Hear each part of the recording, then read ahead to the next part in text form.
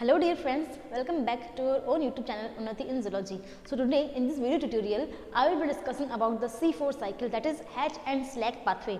In the previous video, we have studied about the C3 cycle or Calvin cycle. So in this topic, in this video, we will be continuing that session of plant physiology in which we will be studying about the C4 cycle. ठीक है, तो आज इस video में अपन क्या पढ़ने वाले हैं, C4 cycle के बारे में पढ़ने वाले हैं, जिसको अपन हैच एंड स्लैक पाथवे कहते हैं. क्या कहते हैं?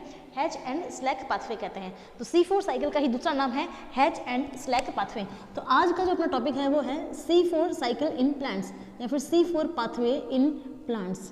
अपन ने जो अभी सीरीज शुरू की हुई है वो सीरीज में अपन प्लांट फिजियोलॉजी के बारे में पढ़ रहे हैं, जो इंपॉर्टेंट बहुत ज़्यादा है किसी भी कॉम्पिटिटिव एग्जाम के लिए. चाहे आप फर्स्ट ग्रेड पीजीटी का पढ़ रहे हैं, चाहे पीजीटी ऑल ओवर इंडिया कहीं का भी दे रहे हैं, आप नीट के स्टूडेंट हैं आप, या आप एमएससी बॉटनी कर रहे हैं, या फिर आप सीएसआई और नेट लाइफ साइंस से दे रहे हैं, तो भी ये जो C4 साइकिल, C3 साइकिल और प्लांट फिजियोलॉजी है वेरी इंपॉर्टेंट टॉपिक होता है, जो आपके हर एग्जाम में आता ही आता है. मोस्ट ऑफ द क्वेश्चन यहाँ से बनते हैं अपने. ठीक है, सो एक ईजी एंड कन्वीनियंट वे में मैं आपको ये टॉपिक समझाने की कोशिश करूँगी.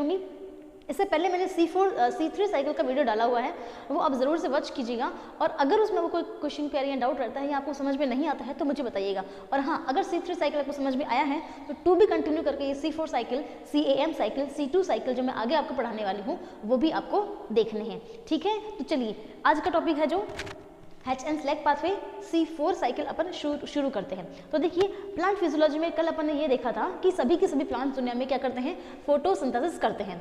और फोटोसिंथेसिस करने के लिए वो C2 cycle, C3 cycle, C4 cycle या फिर CAM साइकिल्स को अंडरगो करते हैं. ठीक है, एक टाइप का फोटोसिंथेसिस का ही प्रोसेस है ये.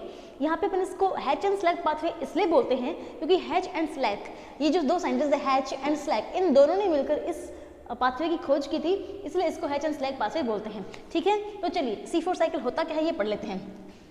सो होता है कि इन प्लांट्स, मैं साथ में आपको नोट्स बनवाने वाली हूँ तो आपको लिख लीजिएगा नोट्स को. ठीक है, तो in plants with high temperature areas, है ना, हाई टेम्परेचर जो एरियाज होते हैं, हाई टेम्परेचर एरियाज, या फिर आप कह सकते हो dry tropical areas, dry tropical areas.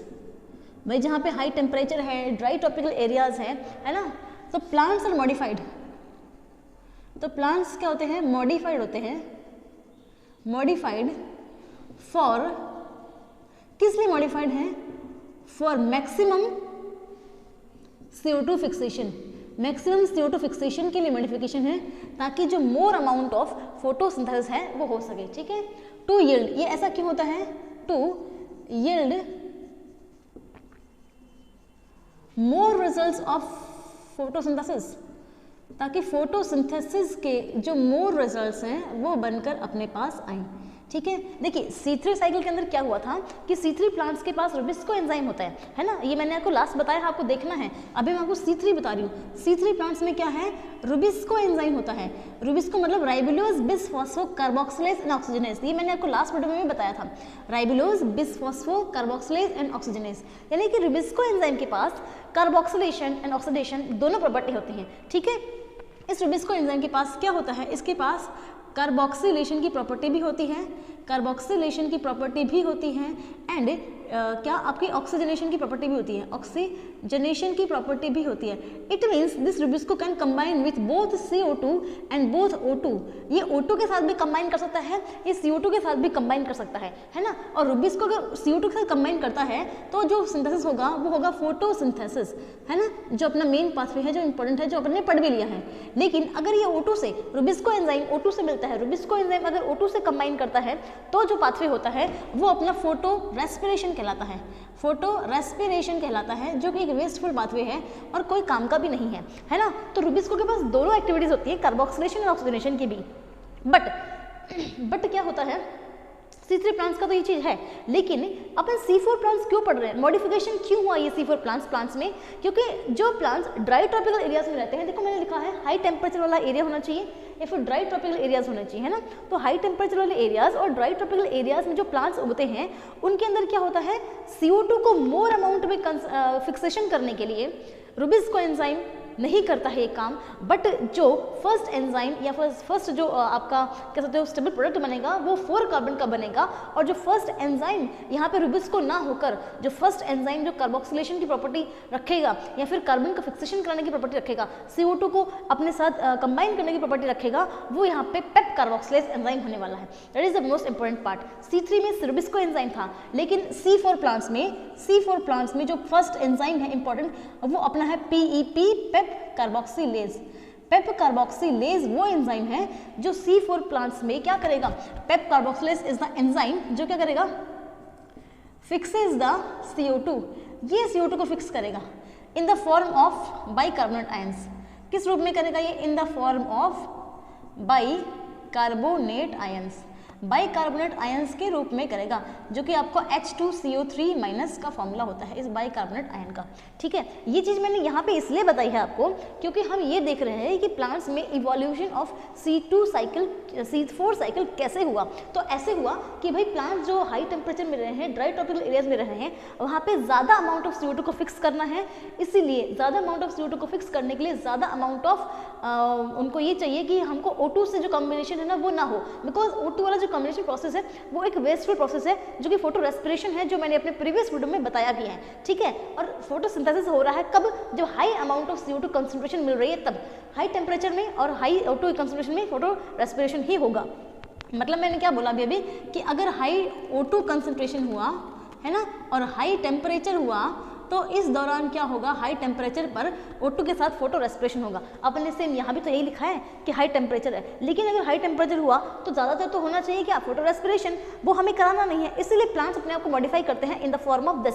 ठीक है, तो C4 प्लांट्स इसीलिए होते हैं या फिर C4 मॉडिफिकेशन इसलिए होता है ताकि CO2 का मोर फिक्सेशन किया जाए, मोर यील्ड ऑफ ग्लूकोज बनाई जाए एंड मोर जो फोटोसिंथेसिस का काम है वो किया जाए। ठीक है, तो अब देखिए इसके बाद हम लोग क्या देखना है कि जो C4 प्लांट्स है ना, C4 साइकिल occurs in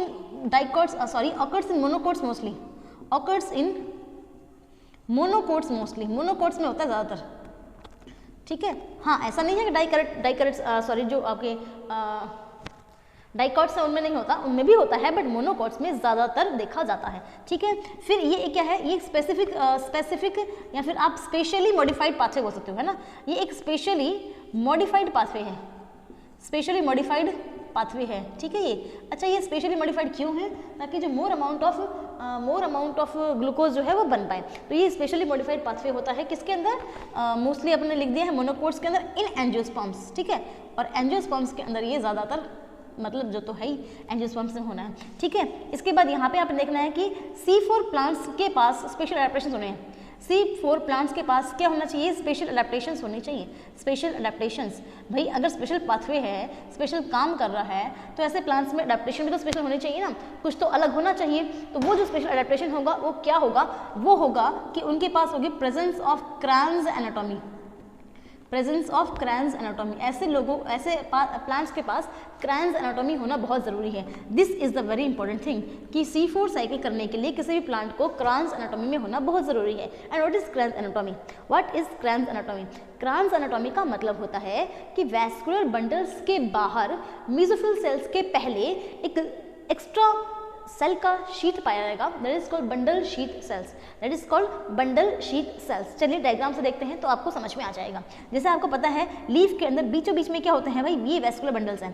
इस वैस्कुलर बंडल में ये जाइलम हो गया, ठीक है, ये जाइलम हो गया, तो ये क्या है, ये जाइलम है, और ये बीच में यहाँ क्या है, फ्लोएम है। ठीक है, ये लो, ये फ्लोएम हो गया। तो वेस्कुलर बंडल्स है ये। वेस्कुलर बंडल मीन्स जहाँ पे जाइलम एंड फ्लोएम होता है, that is called vascular bundles. तो इस वेस्कुलर बंडल के बाहर एक लेयर ऑफ सेल्स होनी चाहिए, एक लेयर ऑफ सेल्स होना चाहिए, और जो ये सेल्स होंगी, इन सेल्स का नाम है bundle sheath sales. Bundle sheath sales, क्या नाम है इनका, बंडल शीथ सेल्स नाम है। क्या आपको दिखाई दे रहा है? नहीं दे रहा है तो एक मिनट वेट। तो देखिए यहाँ पे वेस्कुलर बंडल्स के चारों तरफ एक बंडल शीथ की लाइन होनी चाहिए, बंडल शीथ का सेल होना चाहिए, है ना, और इसके बाहर जो अपना मेसोफिल सेल्स है वो होनी चाहिए। तो ये आपकी हो गई मेसोफिल सेल्स, इसको सराउंड किए, ये हो गई आपकी मेसोफिल सेल्स। कौन सी हो गई ये आपकी mesophyll cells. It means C4 plants में एडेप्टेशन होता है कि उनमें क्रांस एनाटॉमी पाई जाती है। क्रांस नामक साइंटिस्ट ने इसको ढूंढा, इसलिए इसका नाम दे देते हैं Kranz anatomy. And Kranz anatomy means that vascular bundles are surrounded by a special sheath of cells that is called bundle sheath cells and then the mesophyll is getting around it। C3 cycle में ये जो bundle sheath की line है ये नहीं होती है। C3 cycle में जो ये लाइन है ना, ये वाली, ये बंडल शीट वाली लाइन ये नहीं होती है, ठीक है। सिंपल से ये वस्कुलर बंडल होता है और फिर मेसोफिल सेल्स होती हैं। बट ये जो एक्स्ट्रा लाइन मैंने बनाई है यहाँ पे, ये वाली, ये बंडल शीट की लाइन है, ये जो बंडल शीट की लाइन मैंने बनाई है ये C3 साइकिल के प्लांट्स में नहीं होता है। और ये जो बंडल शीट की सेल्स का होना वैस्कुलर बंडल्स के बाहर, इसी को अपन क्रांस एनाटॉमी कहते हैं। क्या कहते हैं? Kranz anatomy. और ये स्पेशल फीचर है सिर्फ और सिर्फ C4 प्लांट्स में ही, C4 एडेप्टेशन के लिए ही ये क्रांस एनाटॉमी जो है स्पेशली बना हुआ है, ठीक है। तो ये अपन क्या देखे हैं कि C4 प्लांट्स का अच्छा एग्जाम्पल बता देती हूँ कि ये C4 प्लांट्स एग्जाम्पल है ना, कि कौन से प्लांट्स में ये होता है। तो आपका यूफॉर्बिया हो गया, यूफॉर्बिया जो पेड़ है जो ड्राई ट्रॉपिकल रीजन में होता है ना, यूफॉर्बिया, चिनोपोडिया, कॉर्न, मेज, शुगर केन एट्सेट्रा, है ना। ये शुगर केन है आपका, कॉर्न है, मेज है, यूफॉर्बिया है, चिनोपोडिया है, इन सब के अंदर ये जो C4 साइकिल है ये पाया जाता है। तो ये वो प्लांट्स के एग्जाम्पल हैं जिनमें C4 साइकिल पाया जाता है, ठीक है। तो देखो अपन क्या पढ़ रहे हैं, अपन प्लांट फिजियोलॉजी पढ़ रहे हैं। प्लांट फिजियोलॉजी में C3 अपन ने अपने प्रीवियस वीडियो में पूरा कर लिया है। आज अपन C4 साइकिल पढ़ रहे हैं। And C4 cycle is a modification for the plants that are found in dry tropical areas और टेम्परेचर हाई रीजन एरियाज, ठीक है, जहाँ पे हाई टेम्परेचर होता है, जो ड्राई ट्रॉपिकल एरियाज हैं जहाँ पे CO2 की कंसंट्रेशन ये है कि कम हो सकती है ना। या फिर आप कह सकते हो कि वहाँ पे धूप ज़्यादा होगी, सनलाइट ज़्यादा होगी, टेम्परेचर ज़्यादा होगा, और हाई टेम्परेचर में प्लांट ज़्यादातर रुबिस्को एंजाइम ज़्यादातर क्या करता है, O2 को प्राथमिकता देता है, ना कि CO2 को। एंड इसी चीज़ से बचने के लिए जो हाई टेम्परेचर के प्लांट्स हैं उन्होंने अपने आप को मॉडिफाई किया है एक नेक्स्ट पाथवे में, that is your C4 pathway, that is your C4 cycle. और C4 साइकिल में मॉडिफिकेशन इसीलिए किया है ताकि वो जो पेड़ है वो अच्छे से CO2 को फिक्सेशन कर पाएँ और कोई दिक्कत उनको नहीं आए, और फोटोसिंथेसिस जो है वो ज़्यादा हो सके, ज़्यादा अमाउंट ऑफ यील्ड निकल सके फोटोसिंथेसिस के अंदर, ठीक है। तो अब देखिए C4 प्लांट्स में जो एंजाइम होगा वो पेप कार्बोक्सिलेज होगा, मैंने लिख दिया है, ये इंपॉर्टेंट है, याद रखना आपको। C3 में जो एंजाइम होगा जो फर्स्ट पकड़ता है CO2 मॉलिक्यूल को फिक्स करता है, that is your Rubisco enzyme, that is the most abundant enzyme of the world, most abundant enzyme of the world. अच्छा, आप मुझे कहेंगे madam Rubisco most abundant enzyme क्यों है, ये पेप्टेज क्यों नहीं है? बिकॉज C4 साइकिल के अंदर भी रुबिस्को एंजाइम होगा, ठीक है। C4 साइकिल के अंदर भी रुबिस्को एंजाइम होगा। यहाँ रुबिस्को एंजाइम कहाँ होगा ये हमको देखना है ना, क्योंकि यहाँ पे तो बंडल शीट सेल्स भी तो एक्स्ट्रा पाई गई है ना। C3 साइकिल में तो कोई बंडल शीट नहीं थी, लेकिन यहाँ पे तो बंडल शीट भी है और मेसोफिल भी है, इसलिए यहाँ पे दो टाइप्स होते हैं, ठीक है। तो यहाँ पे C4 साइकिल में एक और जो पॉइंट है ना मैं यहाँ लिख रही हूँ, ठीक है। तो C4 साइकिल में इन C4 प्लांट्स, ठीक है, C4 है भैया, ये C4 है, ठीक है। तो इन C4 प्लांट्स मेसोफिल सेल्स में, ठीक है, mesophyll cells has no RuBisCO, mesophyll cells में रुबिस्को है ही नहीं, कितनी अच्छी बात है ना। C4 सेल्स में, C4 प्लांट्स में मेसोफिल सेल्स में रुबिस्को नहीं है, बट पेप कार्बोक्सिलेज, बट क्या है, बट पेप कार्बोक्सिलेज है, बट पेप कार्बोक्सिलेज एंजाइम है, पेप कार्बोक्सिलेज एंजाइम है। तो मैडम रुबिस्को एंजाइम कहाँ होगा फिर इनमें? तो madam Rubisco enzyme in C4 plants में कहाँ होगा? तो रुबिस्को एंजाइम इनका आपके बंडल शीट सेल्स में होगा। कहाँ होगा? बंडल शीट सेल्स में। तो रुबिस्को कहाँ होगा? Rubisco is present in bundle sheath cells, ठीक है। इन बंडल शीट सेल्स के अंदर रुबिस्को एंजाइम पाया जाता है और यहाँ पे C3 साइकिल होता है। यानी कि C3 साइकिल कॉमन प्लांट्स में तो मेसोफिल सेल्स में होता है, लेकिन C4 प्लांट्स में C3 साइकिल मेसोफिल सेल्स में ना होकर बंडल शीट सेल्स में होता है। Very important line, very important.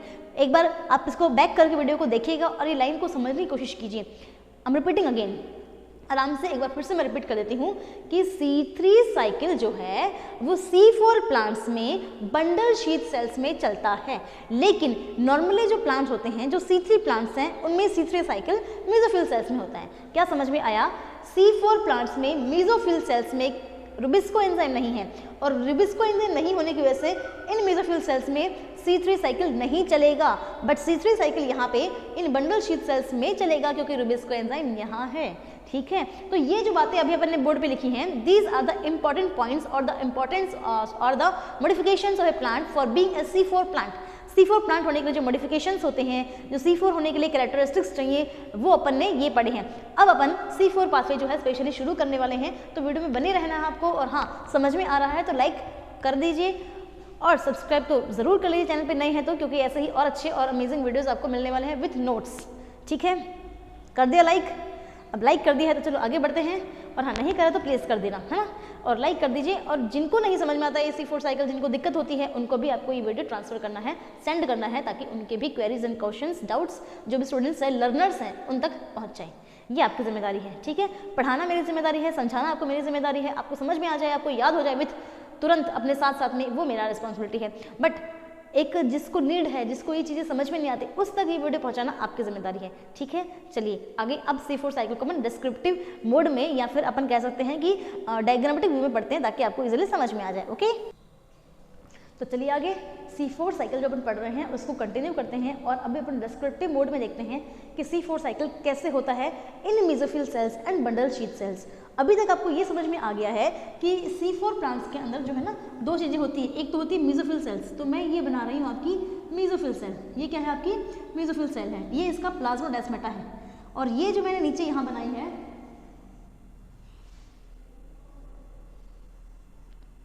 ये मैंने यहाँ बना दी आपकी कौन सी वाली सेल? आपकी बंडल शीथ सेल, है ना। ये आपकी बना दी मैंने बंडल शीथ सेल। ओके, ये आपकी है बंडल शीथ सेल। तो ये कौन सी सेल है? आपकी लीफ है। ये लीफ के अंदर मेसोफिल सेल है। ठीक है, ऊपर वाली लीफ की मेसोफिल सेल है, नीचे वाली लीफ की बंडल शीथ सेल है। और ऐसा चीज होना कि, और यहाँ पे जो आ जाएगा, इसके बाद यहाँ पे आपका कौन आ जाएगा? वेस्कुलर बंडल्स आ जाएंगे, है ना। यहाँ पे आपके वेस्कुलर बंडल्स जो जाइलम एंड फ्लोएम होते हैं वो आ जाएंगे। ये वेस्कुलर बंडल्स आ जाएंगे नीचे। वेस्कुलर बंडल्स के बाहर वेस्कुलर बंडल, ये वेस्कुलर बंडल है। वेस्कुलर बंडल के बाहर बंडल शीथ सेल आती है, और बंडल शीथ सेल के बाहर, बंडल शीथ सेल के बाहर जो है मेसोफिल सेल्स आपकी होती हैं। तो फर्स्ट फेज जो होता है यहाँ पे C4 साइकिल में, that is in your mesophyll cells, and the second phase in your bundle sheath sales. इस प्रकार से C4 साइकिल कंप्लीट होता है। तो चलिए मूव ऑन करते हैं कि होता कैसे है। ये क्या है? ये लीफ है। लीफ की मेसोफिल सेल्स एंड लीफ की बंडल शीथ सेल्स, यानी कि मैंने आपको यहाँ पे क्रैन्स एनाटॉमी दिखाई है। This is a figure showing Kranz anatomy. ये क्या भाई है? ये है आपकी क्रैन्स एनाटॉमी। क्रैन्स एनाटॉमी का मतलब मैंने आपको बताया है कि बंडल शीथ सेल्स मतलब vascular bundles. Okay, vascular bundles are surrounded by bundle sheath cells, है ना। वेस्कुलर बंडल्स जो हैं वो बंडल शीथ की सेल की एक लेयर से सराउंड होंगे, और उसके बाहर मेसोफिल होगा। तो इस चीज़ को अपन क्रैन्स एनाटॉमी कहते हैं। क्या कहते हैं? क्रैन्स एनाटॉमी। तो ये जो आपको फिगर मैंने बना के दिखाया है, ये मैंने क्रैन्स एनाटॉमी का बनाया है। तो अब अपन शुरू करते हैं C4 साइकिल को। देखो यहाँ पे क्या है? मेसोफिल सेल्स हैं, ऊपर स्टोमाटा होगा, तो ये स्टोमाटा हो गया, चलिए, है ना। अब यहाँ से कौन आ गया है? यहाँ से एंटर कर गया है CO2। अच्छा, ये पेड़ कौन सा है? ये C4 प्लांट है, जो कि ड्राई ट्रॉपिकल एरिया में पाया जा रहा है, या फिर आप कह सकते हो कि हाई टेम्परेचर वाला कोई ना कोई पेड़ है। जैसे अपन ने अभी एक एग्जाम्पल लिए थे, कौन से एग्जाम्पल लिखिए, कमेंट सेक्शन में बताइए मुझे जरा कौन से एग्जाम्पल्स हैं। यूफोर्बिया, चिनोपोडिया, शुगर केन, मेज, कॉर्न एक्सेट्रा, या फिर आप कह सकते हो मोस्ट ऑफ द मोनोकोट्स, जैसे कि ग्रास, है ना, ग्रास बोल सकते हो आप, बनाना बोल सकते हो आप। मोस्ट ऑफ द मोनोकोट्स में ये साइकिल होता ही होता है। ठीक है, तो एग्जांपल आप मुझे कमेंट सेक्शन में मेंशन करके बताएंगे। ओके, तो मेसोफिल सेल्स है, बंडल शीथ सेल्स है। अब देखिए CO2 आया है। यहाँ पे सबसे पहले CO2 is getting combined with H2 molecule, and it is now converting into the bicarbonate form H2CO3-। और ये H2CO3- जो है ये H+ में और HCO3- में टूट जाएगा। ठीक है, देखो सबसे पहले इसमें हुआ क्या? एयर से, हवा से CO2 आया। ये CO2 कहाँ से आया? एयर से, स्टोमेटा से एंट्री कर गया। एयर में CO2 भरा पड़ा है, CO2 आया, CO2 के साथ वाटर आया। वाटर क्यों? वाटर तो अपनी जाइलम एंड फ्लोएम से आ गया ना, फ्लोएम नहीं जाइलम, तो जाइलम से वाटर आ गया। ये CO2 और वाटर कंबाइन करते हैं, CO2 वाटर कंबाइन करते हैं और H2CO3 बनता है। This H2CO3 is unstable compound. ठीक है, H2CO3 यहाँ पे कोई काम का नहीं है। ये H2CO3 H+ एंड HCO3- में टूट जाता है। अब ये जो HCO3- है, इसके साथ कौन सा एंजाइम जो इसमें पाया जाता है? पेप्केज, या फिर मैंने इसको बोला था आपको पेप कार्बोक्सिलेज। इसको पेप्केज भी बोल सकते हैं एंड पेप कार्बोक्सिलेज भी बोल सकते हैं। ये एंजाइम का नाम है कार्बोक्सिलेज। कौन है ये एंजाइम? देखो किसी भी वर्ड के आगे अगर एज लगा है, ASE, एज लगा है, तो वो एंजाइम होता है, ठीक है, वो क्या होता है, एंजाइम। तो ये पेप्केज है, PEPcase is the enzyme in C4 plants in mesophyll cells, ठीक है। तो ये पेप्केज एंजाइम है, ये है पेप्केज एंजाइम, और ये पेप्केज एंजाइम PEP फॉस्फोइनोल पाइरुवेट को HCO3- से जुड़वा देता है। क्या कर देता है भाई, जुड़वा देता है प्रेजेंस में। तो प्रेजेंस किसकी होगी, पेप्केज की, पेप कार्बोक्सिलेज एंजाइम की प्रेजेंस में HCO3- और PEP फॉस्फोइनोल पाइरुवेट, मैं लिख देती हूँ यहाँ पर आपके लिए, ये है फॉस्फोइनोल पाइरुवेट, ठीक है। तो HCO3-, अच्छा HCO3- कहाँ से आया, ये आपको ध्यान रखना है। HCO3- H2CO3 के टूटने से आया।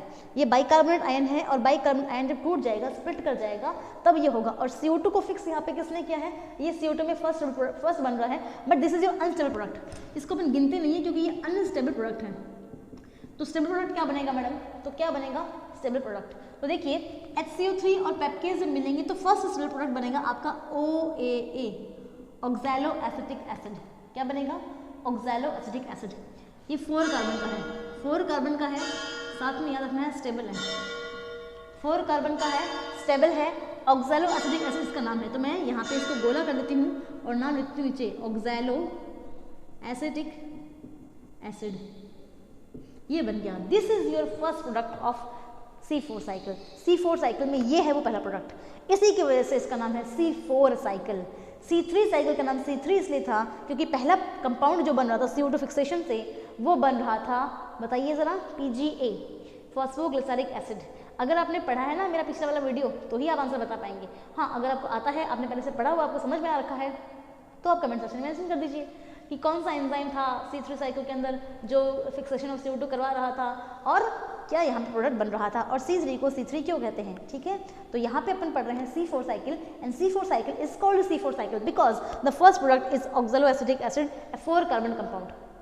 क्या है ये, 4 कार्बन कंपाउंड है, ऑक्सैलो एसिटिक एसिड नाम है, स्टेबल प्रोडक्ट है पहला, और इसका नाम है ऑक्सैलो एसिटिक एसिड, ठीक है। ये बन गया अपना किसके अंदर, मेसोफिल सेल्स के अंदर। अब ये जो फर्स्ट स्टेबल कंपाउंड है, ये जो फर्स्ट स्टेबल कंपाउंड है, अब ये ऑक्सैलो एसिटिक एसिड चेंज हो जाएगा into malic acid, into malic acid. Malic acid भी 4 कार्बन का ही कंपाउंड है, मैलिक एसिड भी 4 कार्बन का ही कंपाउंड है। मैं यहाँ नाम लेती हूँ आपके लिए, मैलिक एसिड, ये भी 4 कार्बन का ही कंपाउंड है, बट ये स्टेबल नहीं है, ठीक है। अब ये जो 4 कार्बन का मैलिक एसिड है, ये इस कनेक्शन से, इस कनेक्शन का, the connection between 2 cells of a plant is called plasmodesmata, is called plasmodesmata, है ना। तो ये जो कनेक्शन है 2 सेल्स के बीच में, ये वाला, ये जो कनेक्शन दिख रहा है आपको, इस कनेक्शन का नाम है प्लाज्मोडेस्माटा, जो 2 सेल्स को आपस में जोड़ता है इन प्लांट्स। ये मेसोफिल सेल्स हैं, ये बंडल शीट सेल्स हैं, दोनों को जोड़ रहा है जो चीज़, उसको प्लाज्मोडेस्माटा कहते हैं अपनी बॉटनी की लैंग्वेज में, ठीक है। तो अपन देख रहे हैं कि मेसोफिल सेल्स के अंदर जो मैलिक एसिड बना है, अब ये मैलिक एसिड ट्रांसफर हो जाएगा इस किसमें, बंडल शीट सेल्स में। तो क्या करना है अपने को, अब इस मैलिक एसिड को आप ट्रांसफर कर दीजिए बंडल शीट सेल्स में। आ गया, हो गया ट्रांसफर। देखिए ये आया कहाँ से, मैलिक एसिड बना था ऑक्सैलो एसिटिक एसिड से। ऑक्सैलो एसिटिक एसिड किससे बना था, पेप फॉस्फोइनोल पाइरुवेट जब HCO3- से मिला, ठीक है, तो आपका बनता है ये ऑक्सैलो एसिटिक एसिड। अच्छा, ये पेप कितने कार्बन का है, ये पेप 3 कार्बन का है, ये पेप आपका 3 कार्बन का है, ठीक है। 3 कार्बन यहाँ से, 1 कार्बन यहाँ से, तो 3 कार्बन ये और 1 कार्बन ये, तो कितना बन गया 4 कार्बन। और पेप मतलब कि फॉस्फोइनोल पाइरुवेट के मिलने से, फॉस्फोइनोल पाइरुवेट जो है HCO3- से पेप कार्बोक्सिलेज एंजाइम की प्रेजेंस में बनाता है ऑक्सैलो एसिटिक एसिड। एंड ये oxalo acetic acid 4 carbon compound है, 3 यहाँ पे है, 1 यहाँ पे है, 4 कार्बन हो गए। ये स्टेबल कंपाउंड है, ये स्टेबल कंपाउंड है फर्स्ट वाला जो 4 कार्बन का, इसीलिए इस साइकिल को C4 साइकिल कहते हैं, ठीक है। अब ये ऑक्सैलो एसिटिक एसिड कन्वर्ट हो गया मैलिक एसिड में। मैलिक एसिड जो है वो मेसोफिल सेल्स से बंडल शीट सेल्स के अंदर आ गया। अब मैलिक एसिड यहाँ पे क्या करेगा, देखिए मैलिक एसिड जो है वो यहाँ पे, ये जो मैलिक एसिड है ना, ये मैलिक एसिड आपको याद रखना है 4 कार्बन का कंपाउंड है। कितने कार्बन का, 4 कार्बन का कंपाउंड है ये। अब ये मैलिक एसिड का कंपाउंड जो 4 कार्बन का था ना, ये 3 कार्बन में और 3 कार्बन में और 1 कार्बन में टूट जाएगा। यानी कि इस मैलिक एसिड में अब हो जाएगा डीकार्बोक्सिलेशन। क्या हो जाएगा, CO2 निकल जाएगा, माइनस ऑफ CO2 हो जाएगा, इसमें से एक CO2 निकल जाएगा। डी कार्बोक्सिलेशन हो जाएगा, तो 3 कार्बन का बचेगा। जो 3 कार्बन का बचेगा उसे अपन कहते हैं पाइरूवेट, पाइरूवेट।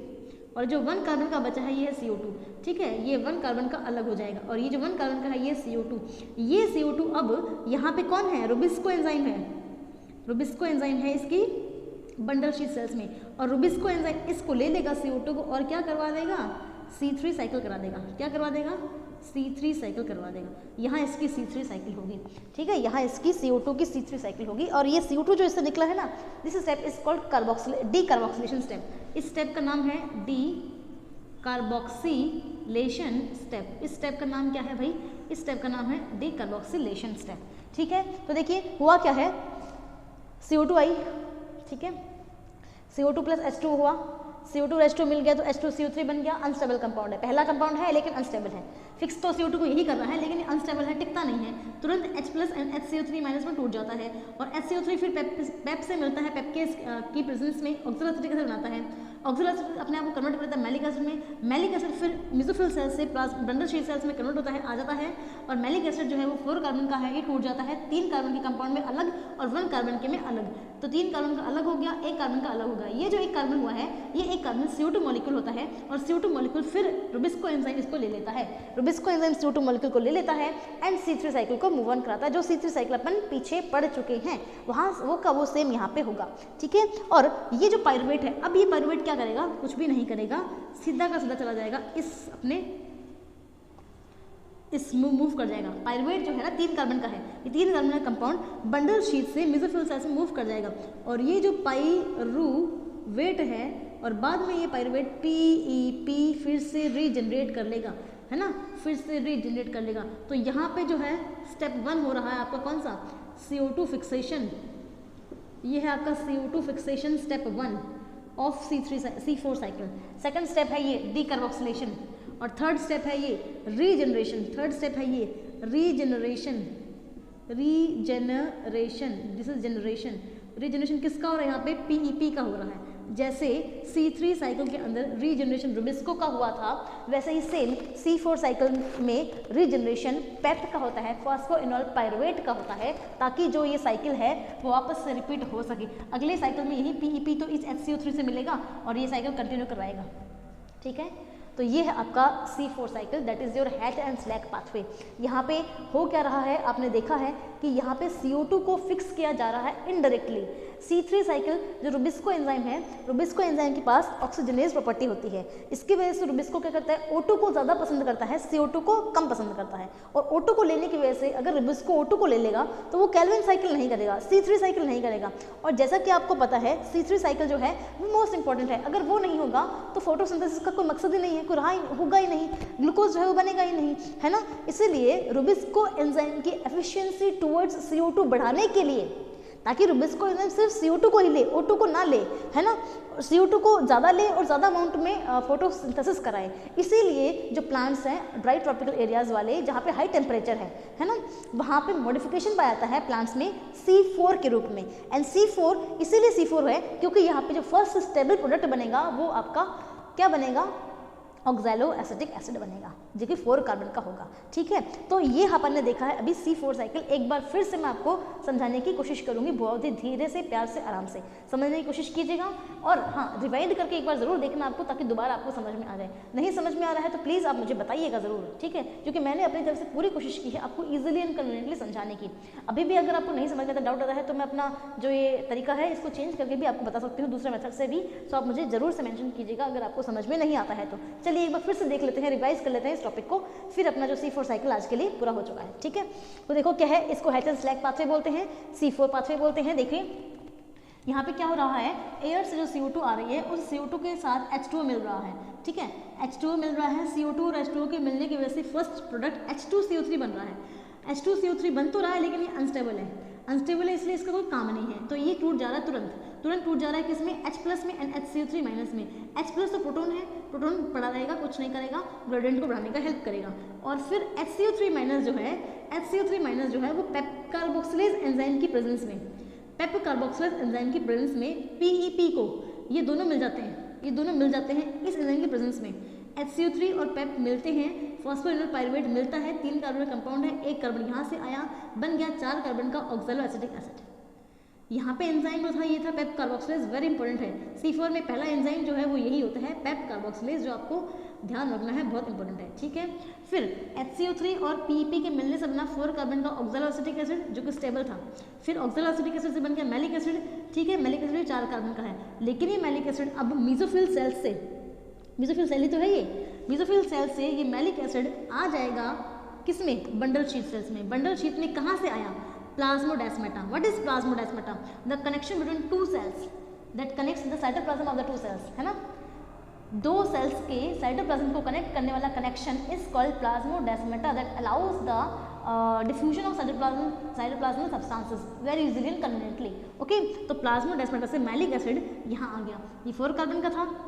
अब इस मैलिक एसिड का होगा डीकार्बोक्सिलेशन, मतलब absent minus of CO2, CO2 यहाँ से निकल गया, CO2 निकलते ही ये 4 कार्बन का एक तो यहाँ निकल गया, 3 यहाँ बच गए, है ना। तो 3 कार्बन ये बच गए, और 3 कार्बन ये है, ये पायरुवेट है। 3 कार्बन का जो कंपाउंड बनेगा वो कौन बनेगा, पायरुवेट। मतलब मैलिक एसिड से जब एक CO2 मॉलिक्यूल निकल जाएगा तो जो बचेगा उसका नाम है पायरुवेट। क्या नाम है, पायरुवेट। और ये जो पायरुवेट है ये अब ट्रांसफर हो जाएगा वापस से मेसोफिल सेल्स में और बना लेगा PEP, रीजनरेट कर लेगा इस PEP को, फॉस्फोइनोल पायरुवेट को। ये भी 3 कार्बन का है, ये भी 3 कार्बन का है, अपने को यहाँ पे 3 कार्बन ही चाहिए है, क्योंकि वापस से शुरुआत ऑफ द सेल साइकिल की जो है वो यहीं से होनी है ना। और ये जो एक CO2 मॉलिक्यूल बचा था, ये एक CO2 मॉलिक्यूल रुबिस्को एंजाइम, देखो बंडल शीथ में मैंने लिखवाया था आपको, इसलिए वो पॉइंट पीछे है ना, कि रुबिस्को एंजाइम बंडल शीथ में पाया जाता है और मेसोफिल सेल्स में नहीं होता। अच्छा क्यों नहीं है यहाँ पे बताइए, ये क्वेश्चन मुझे आपको बताना है। आप मुझे कमेंट सेक्शन में मेंशन करके ये आंसर बताएंगे कि मेसोफिल सेल्स में यहाँ पे रुबिस्को एंजाइम क्यों नहीं है। सॉरी, देखो मैंने इसी वीडियो में ये आंसर कम से कम 3 बार बता दिया होगा, अगर आपने ढंग से वीडियो को देखा है, सुना है तो। क्वेश्चन क्या है मेरा क्वेश्चन ये है कि C4 साइकिल में मेसोफिल सेल्स में रुबिस्को क्यों नहीं होता। ये रुबिस्को यहाँ क्यों है, यहाँ क्यों नहीं है। C3 साइकिल में तो रुबिस्को मेसोफिल सेल्स में ही था ना, यहाँ क्यों, अब यहाँ क्यों है।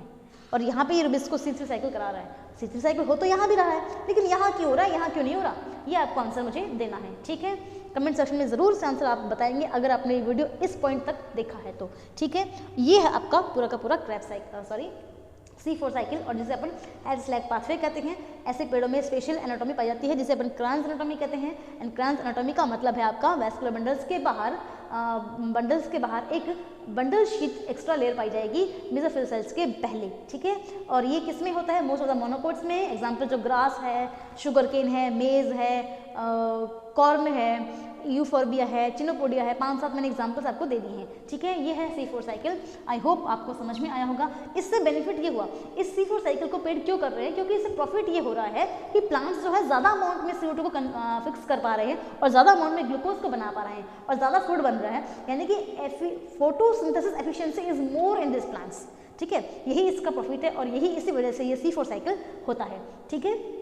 So in this so till now we have completed the C4 cycle। अब अपना C4 साइकिल यहाँ पे हो चुका है and I hope in the best of my knowledge that आपको ये C4 साइकिल समझ में आ गया है।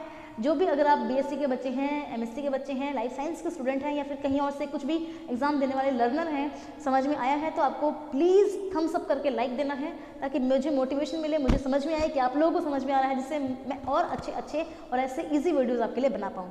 जिनको समझ में नहीं आ रहा है उनको आपको शेयर करना है, समझाना है उनको, और क्या करना है, चैनल पर नए हैं तो प्लीज़ सब्सक्राइब कर लीजिए। थैंक यू सो मच, आपने अब वीडियो को देखा और वीडियो को शेयर आप कर रहे हैं, जिसको भी समझ में नहीं आ रहा उन तक आप पहुंचा रहे हैं, मुझे बढ़ने में आगे और अब आप सबको आगे बढ़ाने में आप हेल्प कर रहे हैं, इसके लिए आपका बहुत बहुत धन्यवाद। चलिए मिलते हैं अगले वीडियो में जहाँ पे अपन C2 साइकिल एंड CAM जो अपना बचा हुआ है वो दोनों पाथवे अपन पढ़ने वाले हैं फोटोसिंथेसिस के अंदर, जो अपन प्लांट फिजियोलॉजी की एक सीरीज अपन ने शुरू करी हुई है उसमें अपन ये टॉपिक्स आगे पढ़ने वाले हैं, ठीक है।